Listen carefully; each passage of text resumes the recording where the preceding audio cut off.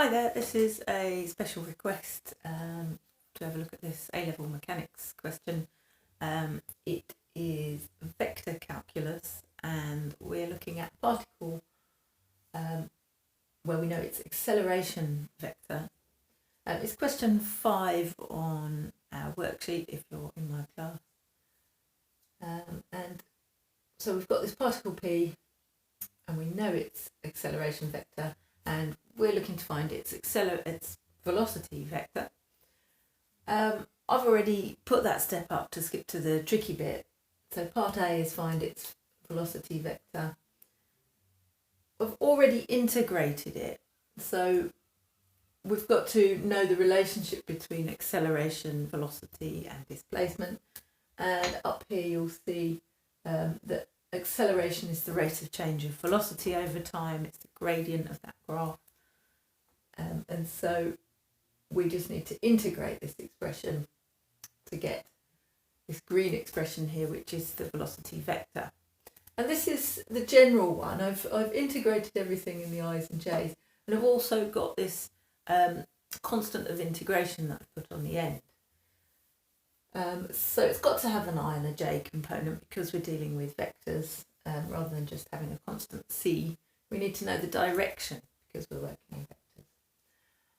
And then just like any other integration question, if we're given the initial conditions, we can work out, we've got a point on the line if you like, we can work out exactly what A and B are. So I've jumped in with that bit, and what we get is that so initial velocity just means when t equals 0, the velocity vector is still this, but it's now going to equate with this. So all of these parts here, when we put t equals 0 in, we get 0. So we have 0i plus 0j plus these two. So actually all we get left, once we've got rid of all these bits, with t equals 0, we get this.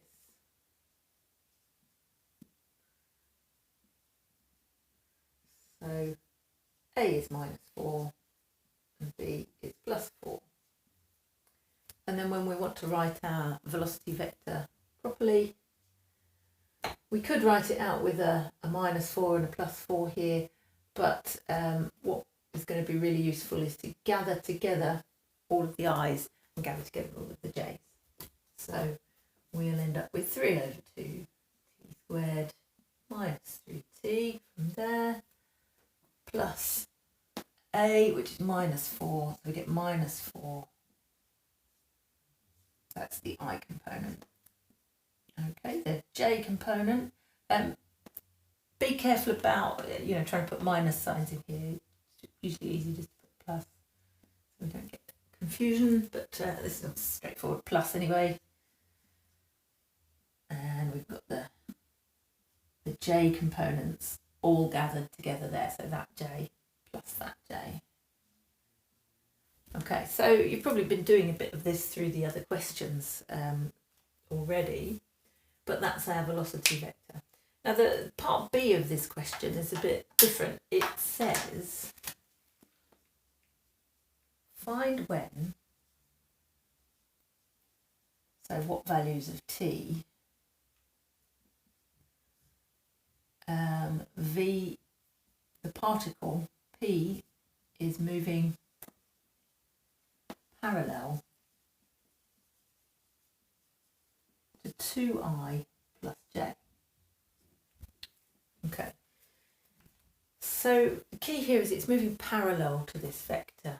It's not, it maybe never is moving in that particular, with that particular velocity, but its direction is the same.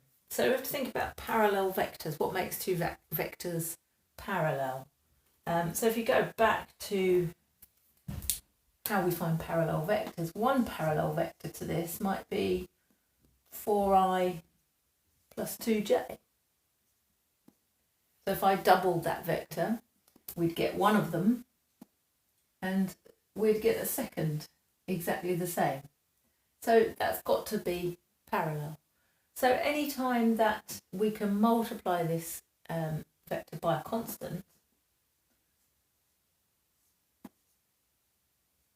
we can get J.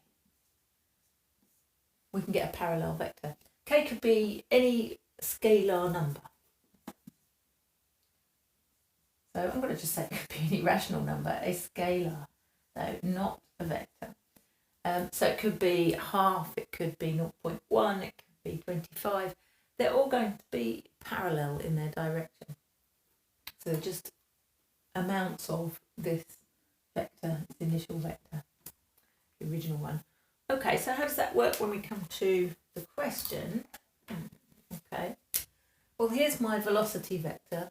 So it's going to be the times when v is equal to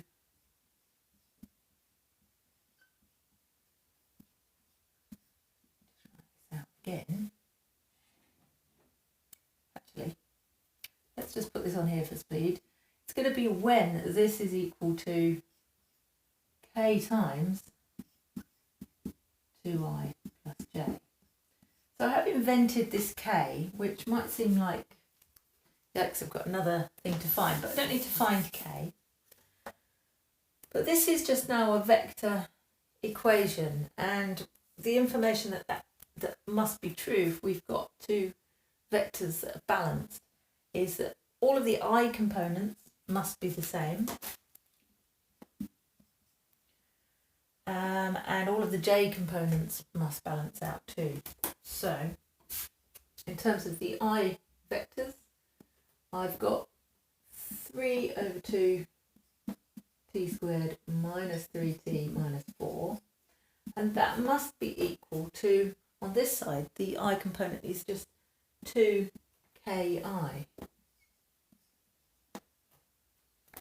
So their coefficients must be equal.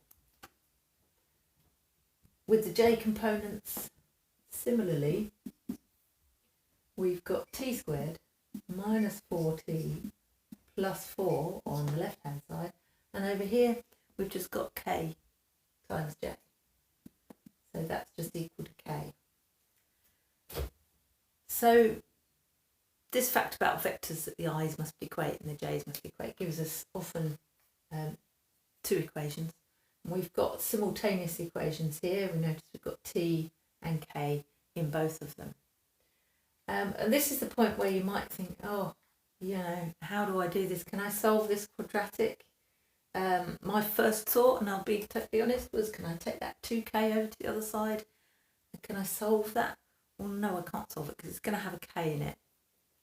So that didn't get anywhere. But what we can do with simultaneous equations is we can eliminate a variable, and partly because the question is asking for t, but also because actually eliminating t wouldn't be such an option. These two. We can, though, eliminate our k. So we invented k. It's not in the question, and now we're just going to eliminate it. It's served its purpose. It's the same k in both equations, but we could work it out once we worked out t if we want to. Okay, so to eliminate k, all I'm going to do is I'm going to double this second equation. So with eliminations, just do it the simplest way you can. If I double this second one, it becomes 2t squared minus 8t plus 8 equals 2k.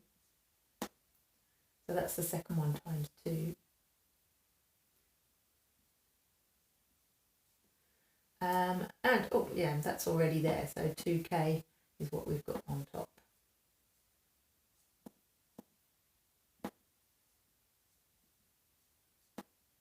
Okay, so thereby we can sort of eliminate 2k. I think that's the easiest way to do it.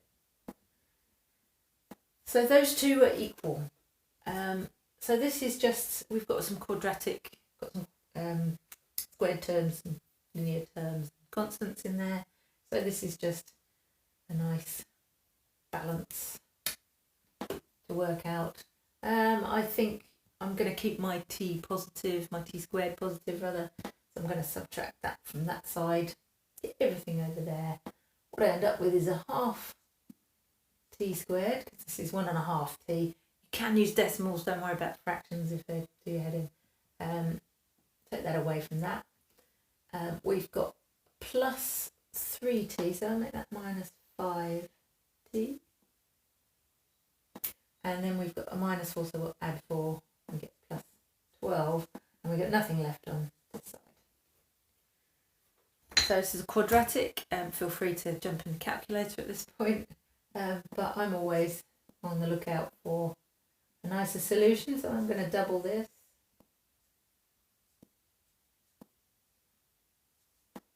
I sometimes waste time because I am resistant to get the calculator out. So don't worry if you did. But actually, if I double that, I do get a nice quadratic. And this one, I'm just going to, I think I can see how this might work. If I just find its factors. Multiplies to make 24. Add to make minus 10. Number bonds to 10. You do a lot of puzzles. 6 and 4 work. So t equals 4 or 6 seconds. That's the final answer. So well done if you got as far as question 5. They love to throw in a little bit of vector knowledge there. So good challenge. I'll see you soon. Bye.